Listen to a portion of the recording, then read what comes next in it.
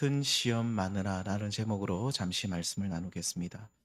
제가 어렸을 때 우리 집에 동화책이 조금 우리 아버님이 좀 사놓으신 게 있었는데 참 재미있게 읽었던 책 중에 하나가 아마 알 겁니다. 아기 돼지 삼형제 이야기. 예, 내용은 이렇습니다. 엄마 돼지가 이제 아기 돼지 삼형제를 낳아놓고 이제 어느 정도 크니까 이제 너희들도 이제 독립해라. 독립하는 게 좋다 해서 각각 이제 바깥 세상으로 내보냅니다. 그리고 아기 돼지 삼형제는 이제 딱 세 명 다 각자 사니까 자기 집을 지어야 되는데 첫째 돼지는 굉장히 게으르죠. 첫째 돼지가 그래서 뭘로 짓습니까? 짚을. 예. 그게 밭 뭐 논에 있는 짚을 가져왔는지 어디서 가져왔는지 몰라 짚을 가져와서 그걸로 막 엮어 가지고 대충 집을 만들어서 이렇게 삽니다. 금방 지었겠죠. 그런데 이 아기 돼지 삼형제를 옛날부터 계속 호시탐탐 노리던 잡아먹으려고 노리던 늑대가 있었죠. 그래서 짚으로 지은 첫째네 집을 늑대가 찾아옵니다. 그래서 놀래 가지고 이 첫째 돼지가 그 짚으로 만든 집 안에 딱 들어가 있으니까 늑대가 어떻게 합니까? 입으로 후 부니까 짚으로 만든 그 집이 홀라당 다 날아가 버리죠. 그 첫째 돼지가 너무 놀래 가지고 '아이고 안 되겠다.' 싶어서 "걸음아 날 살려라." 하면서 둘째네 집으로 가는데 둘째는 뭘로 만들었습니까? 나무, 나무로 만들었습니다. 그나마 좀 튼튼한 나무로 만들었는데 이 늑대가 얼마나 입김이 센지 첫 번째 부르니까 괜찮아요. 그래서 안 되겠다 싶어 가지고 더 힘차게 두 번, 세 번, 네 번 부르니까 이 나무로 된 집이 어떻게 지었는지 몰라도 대충 지었는지 몰라도 막 움직이면서 이것도 훅 다 날아가 버려요. 그래서 첫째, 둘째가 또 손을 잡고 이제 남은 건 우리 막내밖에 없다 해서 막내 셋째네 집으로 또 갔는데 셋째네 집은 뭘로 지었습니까? 예, 벽돌로 지었습니다. 네. 벽돌로 탁 이 줄을 맞춰 가지고 얼마나 이 벽돌로 집을 잘 지었는지 멋있게 집을 지었죠. 그래서 그 셋째네 집으로 도망을 다 쳤습니다. 그리고 이 세 사람이 벌벌 떨면서 딱 이렇게 집안에 있는데 이 늑대가 입김을 아무리 불러도 이 후 불러도 어떻게 됩니까? 끄떡하지 않거든요. 한 번, 두 번, 세 번, 네 번 막 지칠 때까지 불어도 이 집이 너무 튼튼하게 지어서 예, 견고한 겁니다. 흔들리지 않는 겁니다. 그래서 어 이제 늑대가 하는 수 없이 나중에 이제 이 굴뚝으로 올라가잖아요. 굴뚝으로 올라가서 다 잡아먹어야 되겠다 하면서 굴뚝으로 뚝 내려오는데 이것을 잘 알고 있던 또 똑똑한 이 막내 돼지가 그 밑에다가 펄펄 끓는 물을 예 데우고 있었습니다. 그래서 이 늑대가 거기에 빠지려고 하다가 다시 또 올라가 버려서 그다음부터는 늑대 이 아기 돼지들을 괴롭히지 않았다. 그래서 이 첫째, 둘째, 셋째 이 아기 돼지 세 명이 이 셋째네 집에 모여서 잘 살게 되었다는 그런 이야기가 있습니다. 예. 참 재밌는 이야기인데 이 아무튼 첫째가 지은 이 짚으로 만든 집, 둘째가 그냥 나무를 얼기설기 이렇게 이어서 만든 집. 그냥 사는 데는 아무런 지장이 없는데 그리고 일단 건축비가 많이 들어가지 않고 노동력이 많이 들어가지 않기 때문에 쉽게 지은 집이죠. 그런데 벽돌로 집을 짓는 것은 굉장히 시간이 많이 듭니다. 제가 전에 대동에 있을 때 김해 있을 때 교회 이 담벼락이 무너져 가지고 집사님 한 분하고 제가 뭐 그거 압니까? 집사님은 참 잘하시는 분이었어요. 그래서 딱 목줄로 딱 해 이거 먹줄로 딱 튀겨 가지고 딱 그 맞춰 가지고 또 이렇게 추로 딱 위에 해 가지고 쫙 일렬로 쌓는데 와우 생각보다 어렵더라고요. 이게 대충 쌓는 거는 쉬운데 줄을 쫙 맞춰 가지고 그리고 높이하고 딱 이렇게 딱 이렇게 경사가 없도록 이렇게 아무튼 기울이지 않도록 똑바로 쌓는 게 쉽지는 않더라고요. 그래서 쫙 벽 이렇게 담을 쌓았던 기억이 나는데 아무튼 이 벽돌로 집을 짓는다는 것이 쉬운 일은 아니죠. 그런데 누가 봐도 이 벽돌집이 가장 튼튼한 집입니다. 그냥 매일 평범하게 살 때는 어떤 집이 짚으로 지은 집이 나무로 지은 집이 벽돌로 지은 집이 좋은지 모를 수가 있는데 늑대처럼 외부의 적이 쳐들어올 때 그제서야 벽돌집이 진짜 튼튼한 집임이 증명되는 거죠. 늑대가 바람을 힘있게 불었을 때 그 바람으로 인해서 튼튼하고 흔들리지 않는 집과 쉽게 무너지는 부실한 집이 확인되는 것입니다. 오늘 본문에 보시면 바울이 고린도 교회를, 그리고 오늘날 교회를 집에 비유하고 있습니다. 너희는 3장 9절에 보면 너희는 하나님의 밭이요 또 하나님의 집이라. 이 너희는 교회를 말합니다. 너희는 하나님의 밭이요 하나님의 집이라. 그래서 바울은 교회는 하나님의 밭이라고 하면서 자신이 밭에 나가서 농사하는 농부처럼 밭에다가 심는 자가 되어서 복음의 씨앗을 고린도 교회에 뿌렸고 또 심었다는 거죠. 파종을 했다는 거죠. 그리고 이 아볼로아라는 사역자는 신고 난 뒤에 제일 먼저 제일 중요한 게 뭡니까? 물을 초기에 잘 줘야 되잖아요. 이 아볼라는 열심히 이 씨앗이 자랄 수 있도록 물을 주는 역할을 했고, 그런데 바울이 이렇게 말합니다. 교회는 하나님의 밭인데 씨를 심는 자나 물 뿌리는 자는 아무것도 아니고 오직 자라게 하시는 하나님이 가장 중요한 일을 하신다. 오직 하나님만 자라게 하신다. 그러니 너희는 너희를 자라게 하시는 하나님만 굳게 붙들고 의지하라고 말합니다. 이어서 그 다음 교회는 하나님의 집이라고 하면서 우리 성도님들 집을 세울 때 가장 중요한 일이 뭡니까? 터를 닦는 겁니다. 기초공사죠. 저도 집 짓는 거는 그냥 한 번도 지어본 적도 없지만 옆에서 짓는 것을 보면 우리 조장로님은 얼마 전에도 집을 하나 지으셨지만 뭐 자주 지으셔서 잘 아시지만 저는 기초가 정말 중요하죠. 터를 닦고 거기다가 뭐 보니까 뭐 철근도 넣고 이렇게 공구를 막 네모콘이 와서 막 몇 대를 공구로 딱 해서 평평 구배를 맞춰가지고 평평하게 경사를 딱 맞춰가지고 이렇게 참 이 기초 공사가 너무너무 중요한 것 같더라고요. 자, 그런데 이 성경에 보면 오늘 말씀에 보면 3장 11절에 보면 터가 중요한데 이 터를 예수 그리스도라고 말합니다. 그러니까 교회의 가장 기초가 되는 터는 다름 아닌 예수 그리스도라고 분명히 밝히고, 그래서 예수 그리스도로 터를 닦지 아니한 하나님의 집은 교회가 아닙니다. 꼭 기억하셔야 됩니다. 교회의 기초와 터는 가장 중요한 부분은 예수 그리스도라는 복음입니다. 이 복음으로 세워지지 않는 교회는 교회가 아니라 그냥 사교 모임밖에 되지 않는 것이죠. 고린도 교회뿐만 아니라 우리 한길교회 그리고 다른 교회들도 이단이 아닌 이상은 대부분 예수 그리스도라는 터 위에 교회가 세워집니다. 그러니까 예수 그리스도를 믿는 믿음의 터 위에 교회가 세워지는 것이죠. 이렇게 터를 잘 닦는 것으로 건축이 끝나면 좋은데 터만 닦으면 어떻게 됩니까? 아니죠. 터를 닦고 난 뒤에 뭘 해야 됩니까? 진짜 그때부터 집을 올려야 됩니다. 그런데 오늘 말씀에 보면 고린도서 3장에 보면 이 집을 세우는 재료를 다음과 같이 소개해 주고 있습니다. 함께 읽겠습니다. 시작.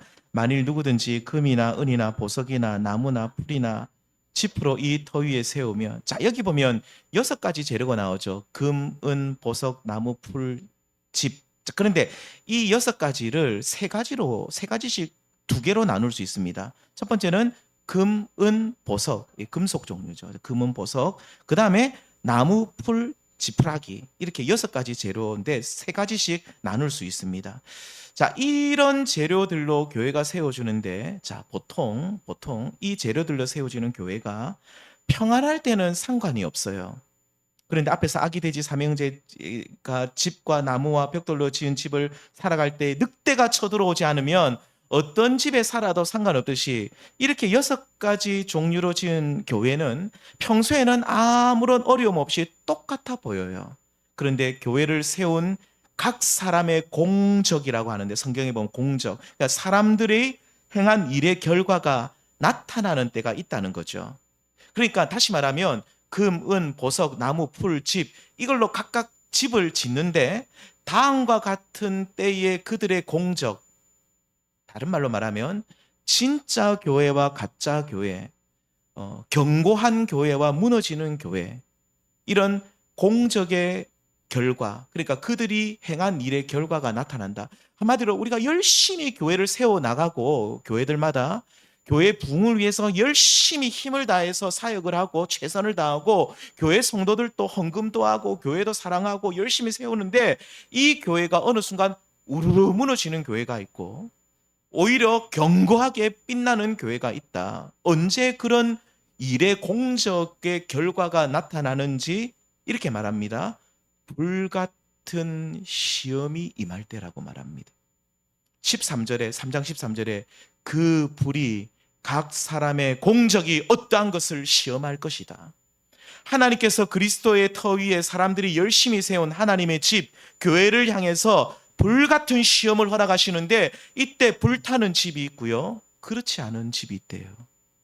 불이 확 임했는데 어떤 집은 불에 다 타버리고 어떤 집은 남아있대요. 세 가지씩 나눴다고 말씀드렸습니다. 6가지를 금, 은, 보석. 자, 이 세 가지는 불같은 시험에서 남는 집으로 볼 수 있고, 그리고 나머지, 그렇죠, 나무, 풀, 지푸라기. 이게 특징이 뭡니까? 불에 잘 타잖아요. 우리가 작년에 얼마나 고생했습니까? 온 나라가 불바다가 되었잖아요. 지역마다 불이 얼마나 많이 나는지. 그래서 나무, 풀, 지프로 세운 집은 불같은 시험 앞에 다 타버립니다. 다 사라집니다. 지금은 여러 합금들이 많이 나와 있지만, 여러 금속들이 많이 나와 있지만, 고대 사회에서 금, 은, 보석은 내구성이 완벽한 것으로 봤습니다. 지금은 아니죠. 금, 은보다 훨씬 더 강력한 이런 금속들이 많은데, 고대 사회를 말합니다. 고대 사회에서는 금과 은과 보석은 가장 완벽한, 그러니까 불에 타지 않는, 어느 정도 이 재련은 될 수 있어도 여전히 남아 있는 내구성이 완벽한 것으로 여겨진 그런 금속들이죠. 그래서 바울 당시에는 어떤 집을 불로 테스트했을 때 금, 은, 보석으로 지은 집은 남아 있게 되고, 그렇지 않은 나무, 풀, 짚으로 지은 집들은 모두가 다 불타 사라지게 된다고 보았고, 실제로 불로 테스트했을 때 그 결과는 분명했습니다. 자, 하나님께서 허락하신 불같은 시험을 당했을 때 불타 없어지는 하나님의 집과 남아있는 집은 각각 어떤 집, 어떤 교회를 말합니까? 성도님들, 여기서 우리가 반드시 기억해야 될 것은 오늘날에도 하나님께서는 교회를 시험하십니다. 불같은 시험으로 검증하시는데 어떤 교회는 불타 없어지지만 어떤 교회는 금, 은, 보석으로 지은 집처럼 하늘의 별과 같이 아름답게 남아서 칭찬받는 교회가 있죠. 성도들도 마찬가지입니다. 우리 성도님들, 교회를 향한 하나님의 시험은 오늘 우리 성도들을 향한 하나님의 시험입니다. 하나님께서 불같은 시험으로 우리를 연단하실 때에 사라지는, 그러니까 완전히 불타 없어지는, 완전히 넘어지는 성도들이 있고 여전히 남아서 하늘의 별과 같이 빛나는 성도들이 있다는 것이죠. 그렇다면 우리 성도님들, 나무, 풀, 칡과 같이 이런 재료로 지어서 불같은 시험 앞에서 먼저 불타 없어져 버리는 하나님의 집, 교회는 무엇을 말합니까? 자, 다름 아닌 인본주의로 지어진 하나님의 집, 교회로 볼 수 있습니다. 바울은 고린도전서 1장부터 계속해서 교회의 분열 문제, 사람 문제를 다룹니다. 고린도 교회는 문제가 많은 교회였는데 고린도 교회 성도들은 이렇게 했어요. 나는 바울이 좋습니다. 나는 아볼로가 좋습니다. 어떤 사람은 나는 베드로 게바가 좋습니다 하면서 교회 안에 파당을 만들어 버려요. 여기는 바울파, 여기는 아볼로파, 여기는 게바파, 이것도 저것도 싫다는 사람은 또 그리스도파. 이름을 왜 그리스도라고 했는지 몰라. 그리스도파 해서 자기들끼리 파당을 만들어 가지고 사색 당파를 이룬 교회가 고린도 교회였습니다. 그러니까 이 고린도 교회는 자꾸 사람 중심으로 서 나가는 거예요. 하나님 중심이 아니라 왜 사람들이 게바가 누구냐, 바울이 누구냐, 아볼로가 누구냐, 도대체 사람이 뭐라고 사람 중심으로 교회들이 왜 이렇게 자꾸 이렇게 파당을 만들고 이렇게 이루어져 가고 있느냐. 바울이 개탄합니다. 고린도전서 1장부터 제일 큰 문제를 사람 중심의 교회가 되어가는 이 고린도 교회를 보면서 바울이 너무 가슴 아파합니다. 그러면서 인본주의로 흘러가고 있는 이 고린도 교회의 모습을 보면서 바울이 가슴을 치면서 너희들이 십자가의 도 앞에 엎드리지 않으면, 너희들이 이 사람 중심의 교회에서 벗어나지 못하고 하나님 중심 교회가 되지 못하면 너희들은 다 무너져 버릴 것이라고 경고하고 있습니다. 고린도전서 3장 21절 같이 읽겠습니다. 시작. 누구든지 사람을 자랑하지 말라. 만물이 다 너희 것임이라. 아멘. 바울은 이렇게 말합니다. 누구든지 사람 자랑하지 말라. 바울은 먼저 자기를 보면서 말합니다. 내가 뭔데 이럽니다. 바울이요. 내가 뭔데 너희들이 왜 자꾸 나를 그렇게 신봉하고 나를 따르느냐. 내가 뭔데? 나는 하나님의 종이요. 그냥 부름받아서 복음 전하라고 부름받은 하나님의 종인데 왜 너희들이 자꾸 나를 그렇게 대단한 사람으로 여기느냐? 나는 그렇게 대단한 사람 아니니 나를 너무 그렇게 따르지 말라. 바울이 먼저 자기를 십자가 앞에서 자기를 부정하죠. 그리고면서 아볼로도 너희들이 왜 그렇게 따라다니느냐? 자랑하지 말라. 아볼로도 너희들이 너무 그렇게 치켜 세우지 마라.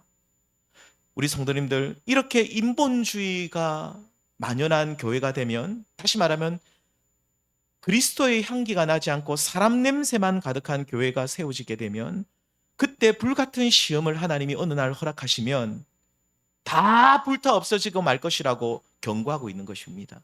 그렇다면 이와는 반대로 불같은 시험이 와도 불타 없어지지 않는 하나님의 집, 하나님의 교회는 어떤 것입니까? 인본주의의 반대가 뭐겠습니까? 신본주의입니다. 휴머니즘의 반대는 신본주의입니다. 하나님 중심 교회죠. 그러니까 하나님 중심 교회, 신본주의 교회는 불같은 시험이 아무리 와도 불타 없어지지 않습니다. 오히려 이 금이나 은이나 보석이 불을 통해서 더 깨끗해지고 재련 과정을 통해 더 정결하게 되고 더 아름답게 서 나가듯이 교회는 이 금과 은과 그리고 이 보석으로 지어진 교회는 불같은 시험이 오면 올수록 더 아름답고 더 복된 교회로 서 나가게 된다는 것이죠. 그렇다면 우리 성도님들, 사람 자랑하는, 사람 냄새를 배제하는 신본주의 하나님 중심의 교회는 어떤 모습으로 서 나가는 교회일까요? 하나님 이름만 부른다고 그것이 신본주의 교회입니까? 아니죠. 우리가 아까 장로님께서 아까 기도하실 때 기도 내용에도 들어가 있었는데 바로 하나님 말씀 중심의 교회입니다. 신본주의 교회라고 하니까 물어보죠. 그럼 하나님 중심 아닌 교회가 어딨냐요? 맞거든요. 다 그리스도의 터 위에 교회가 세워져 있기 때문에 전부 다 하나님 중심 교회래요.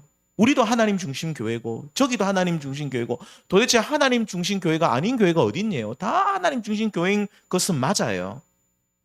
자, 그런데 신본주의 하나님 중심 교회는 다시 한번 말씀드리지만 하나님 말씀이 충만한 교회를 말합니다.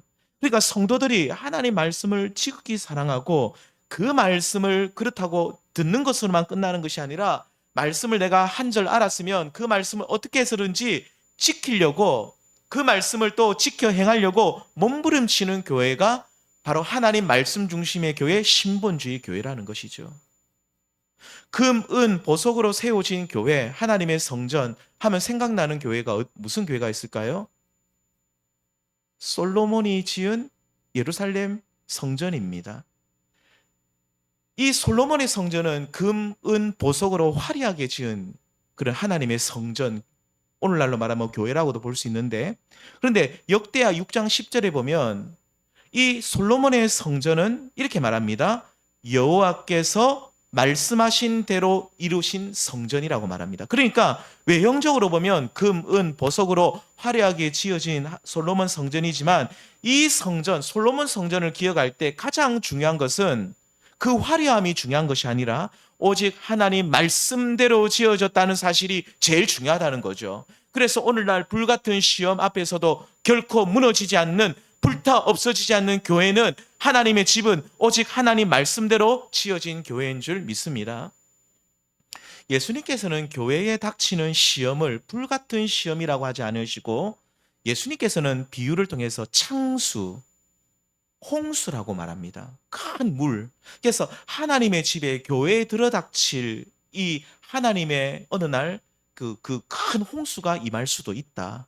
이때 무너지지 않는 집은 다음과 같아라고 우리 주님이 말씀합니다. 제가 읽어드리겠습니다. 그러므로 누구든지 나의 이 말을 듣고 행하는 자는 그 집을 반석 위에 지은 지혜로운 사람 같으리니 25절 비가 내리고 창수가 나고 바람이 불어 그 집에 부딪히되 무너지지 아니하나니 이는 주초를 반석 위에 놓은 까닭이요. 26절 나의 이 말을 듣고 행하지 아니하는 자는 그 집을 모래 위에 지은 어리석은 사람 같으리니 27절 비가 내리고 창수가 나고 바람이 불어 그 집에 부딪힘에 무너져 그 무너짐이 심하니라.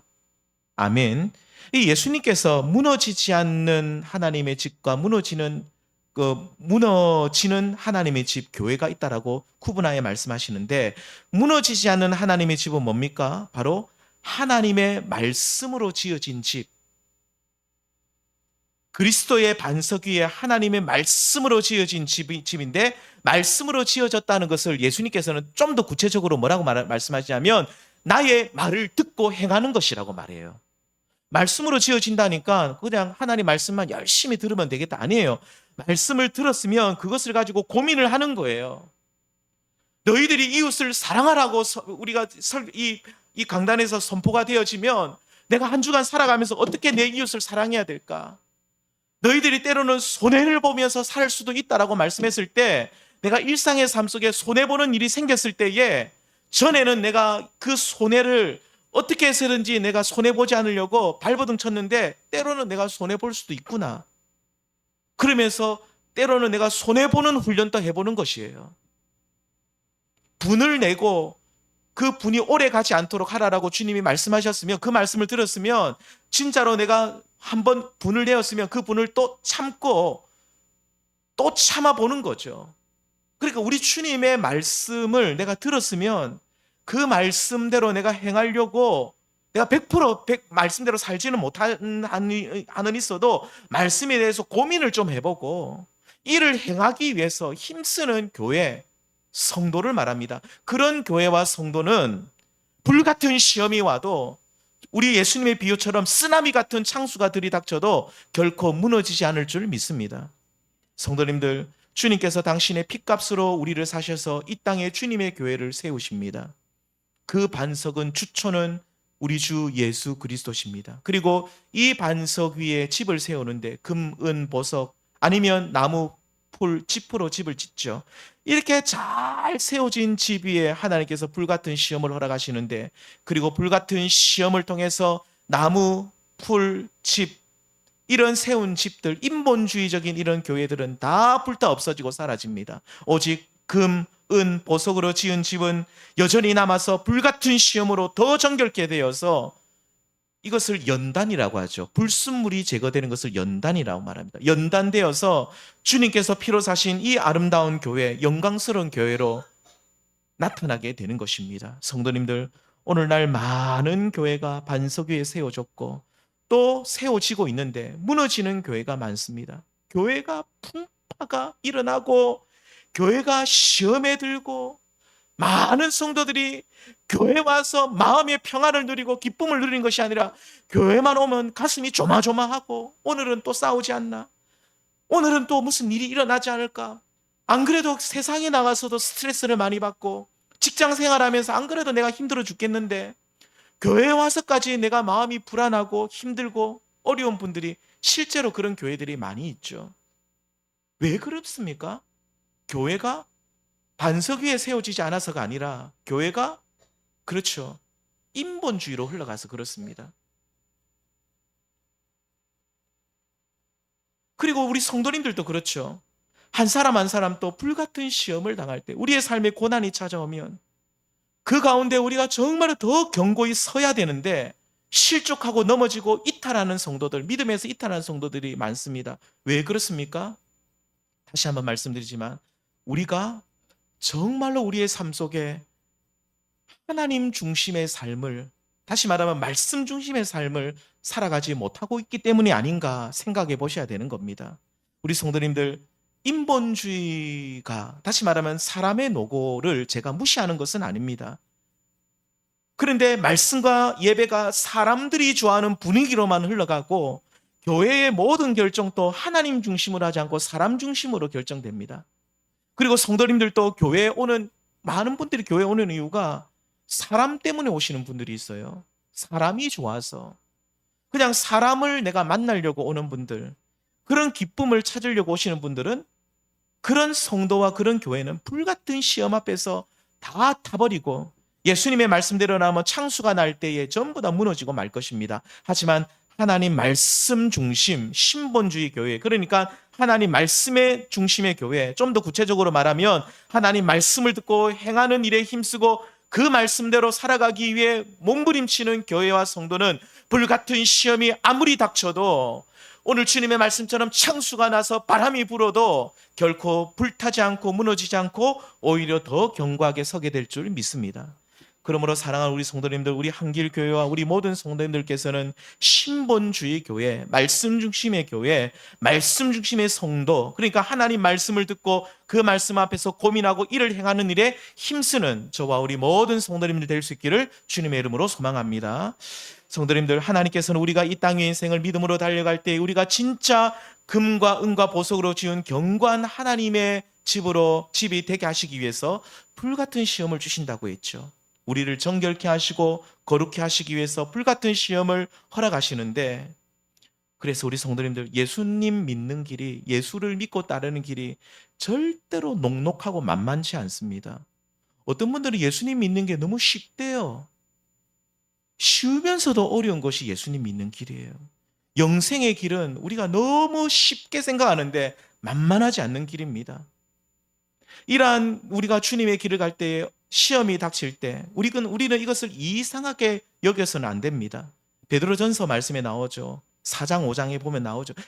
이런 시험이 닥칠 때 우리가 이것을 이상한 것으로 여겨서는 안 되고, 그래서 우리가 어떤 분들은 신앙생활 할 때 믿음으로 잘 살아가고 있는데 어려움이 찾아오면 내가 죄를 많이 지었기 때문이다 하면서 계속 회개만 하려고 하는 분들이 있어요. 아니에요.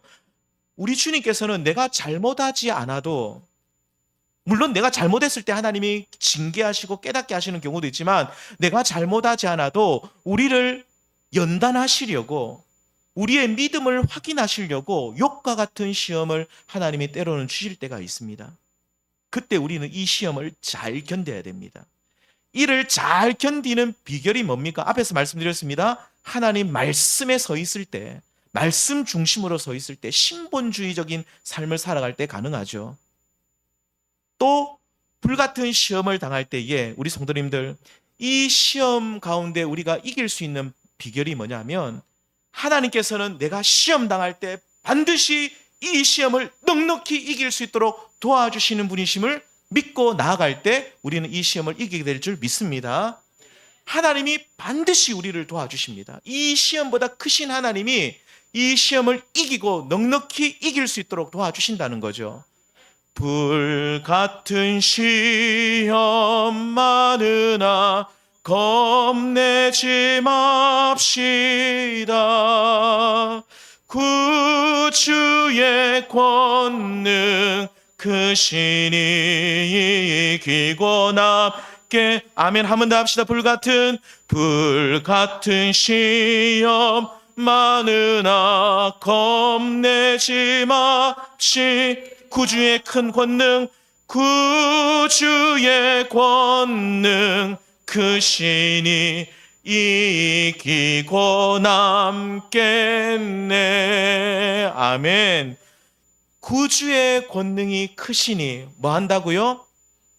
불같은 시험이 우리 가운데 많이 있다 할지라도 겁낼 것은 없는 것은, 구주의 권능이 이 시험을 넉넉히 이기고도 남을 수 있도록 주님의 능력이, 그 은혜가 우리 가운데 크게 임하게 되는 줄 믿습니다. 성도님들, 그러니까 우리가 하나님의 집으로 복되게 세워져 가고 있는데, 불같은 시험이, 창수와 거친 바람이 우리 앞에 있을 때 두려워하지 마십시오. 구주의 권능이 크시니 이기고 남게 될 줄 믿습니다.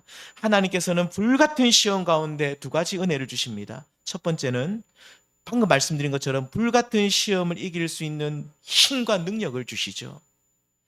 넉넉히 이길 수 있도록 힘과 능력을 주십니다. 하나님 붙드십시오. 하나님, 이 불같은 시험이 또 나에게 찾아왔는데 하나님 어찌합니까? 하나님, 주님께서 크신 권능과 능력 주셔서 넉넉히 이기게 하여 주십시오. 넉넉히 이기게 하여 주십시오라고 전능하신 하나님의 그 옷자락을 붙드시기를 바랍니다. 두 번째, 하나님께서 불같은 시험 가운데 주시는 은혜는 뭐냐면, 우리가 감당치 못할 시험은 결코 허락하지 아니하시고 시험 당할 즈음에 피할 길을 주시는 거예요. 피할 길을 주십니다.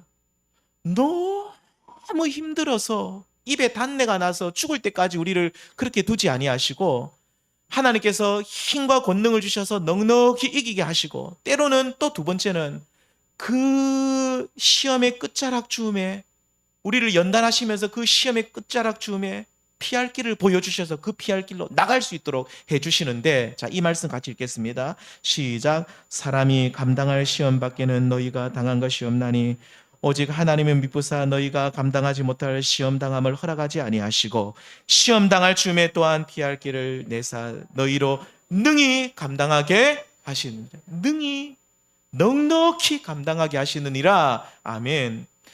제가 이거 예화를 지난번에 한번 들었지만 또 한번 들고 싶은데, 저희 어머님이 옛날에 그 이 오른쪽 왼쪽 수술을, 뇌 수술을 8시간씩 2번을 했습니다. 한 달 간격으로. 한 달 후 왼쪽 오른쪽은 한꺼번에 못 한다더라고요. 같이 왼쪽 한 번 하고 오른쪽 2번 했는데, 저희 어머님이 두 번째 수술할 이게 수술을 하고 난 뒤에 사람이 정신이 온전할지, 일어났는데 사람이 이게 제정신이 있을지 없을지 모르잖아요. 그래서 우리 어머니도 얼마나 힘들고 굉장히 담력이 강하신 분인데도 굉장히 힘들어 하더라고요. 그러면서 제가 들어가기 전에 또 아들이라고 기도를 또 간절히 해줬습니다. 간절히 해주는데 어머니가 탁 내 손을 잘 안 잡으시는데 그날따라 내 손을 탁 잡으면서